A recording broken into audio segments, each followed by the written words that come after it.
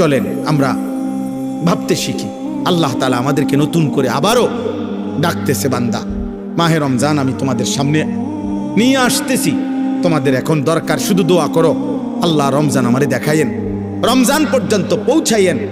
আর প্রত্যেকটা বাবা ভাই, পুরুষ নারী, জওয়ান বুড়া, সবার কাছে আমার অনুরোধ, রমজানকে টার্গেট করে নিজের জীবন পরিবর্তনের জন্য আপনি সিদ্ধান্ত নিন।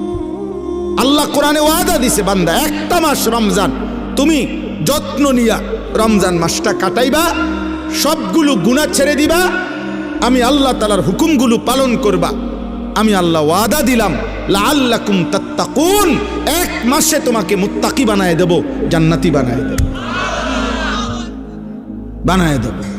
আল্লাহ তাআলা বলছেন, আল্লাহ কোরআনে বলছেন, বান্দা তুমি মনে রেখো কোনোভাবে রমজান বলতে আমি কঠিন কিছু তোমার উপরে চাপাই নাই। ইউরিদুল্লাহু বিকুমুল ইউসরা ওয়ালা ইউরিদু বিকুমুল উসরা। কোরআনে আল্লাহ বলছেন, রমজানের কথা বলতে গিয়ে আল্লাহ বলছে, বান্দা মনে করো তোমার জন্য আমি কি কি দিছি রমজানে।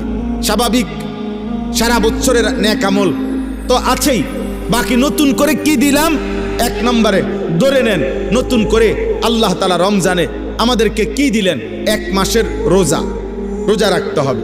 2, প্রতিদিন তারাবি পড়তে হবে।